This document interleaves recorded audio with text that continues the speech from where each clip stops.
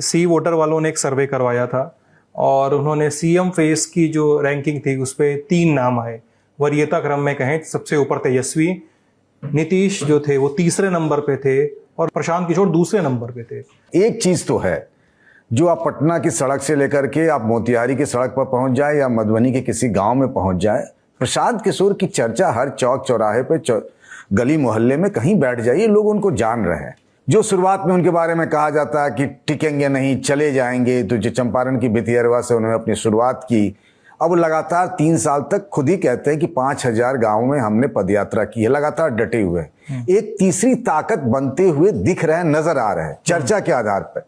क्योंकि अभी तक उनकी कोई परीक्षा नहीं हुई है, कोई चुनाव नहीं लड़ा जन स्वराज पार्टी ने, तो हम ये भी नहीं कह सकते कि क्या होगा नहीं होगा। लेकिन हाँ, एक जो आई बॉल्स के हिसाब से देखें और जो चौक चौराहे पे बातचीत होती है, प्रशांत किशोर एक ताकत बनकर नजर आ रहे हैं, इसमें कोई दो राय नहीं। मैं आपको ऐसी कई सारी कहानियां बता सकता हूं कि फलाने आईएएस के या फलाने डॉक्टर के, फलानी पढ़े लिखे लोग के, उनके छोटे भाई या किसी के नाते रिश्तेदार इन दिनों पिछले काफी समय से पटना में प्रशांत किशोर के लिए जोर आजमाइश कर रहे हैं। लेकिन प्रशांत किशोर के आसपास अगर किशोर कुमार मुन्ना जैसे 2-4 अपवाद को छोड़ दें तो कोई बहुत बड़ा जो पिछले कई सालों से पॉलिटिक्स में हो, रवा हो चुका हो, खपा हुआ हो, इस तरह के नेताओं की भीड़ मुझे नजर नहीं आती। उनके आसपास प्रोफेशनल्स दिखते, बिल्कुल कॉर्पोरेट स्टाइल में उनके सारे कार्यक्रम होते हैं, आपको उस तरीके से उनकी इमेजेस वगैरह आती दिखेगी। ये जो आप सर्वे कह रहे हैं सी वोटर के, जिसमें तेजस्वी यादव सबसे पहले नंबर पे, उसमें कोई चौंकाने वाली बात मुझे नहीं नजर आ रही है। लेकिन दूसरे नंबर पर प्रशांत किशोर का नाम मुझे काफी चौंकाने वाला लगता है कि प्रशांत किशोर एक मुख्यमंत्री चेहरे के तौर पर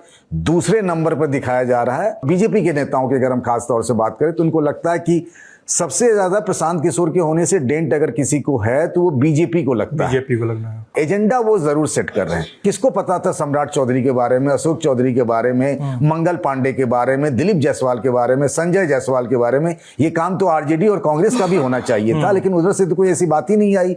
ये सारे मुद्दे जितने भी हैं, पलायन से लेकर जिस मजबूती से हाल फिलहाल के दिनों में प्रशांत ने उठाया है, वो तो उनकी पार्टी और उनके नाम की चर्चा तो है।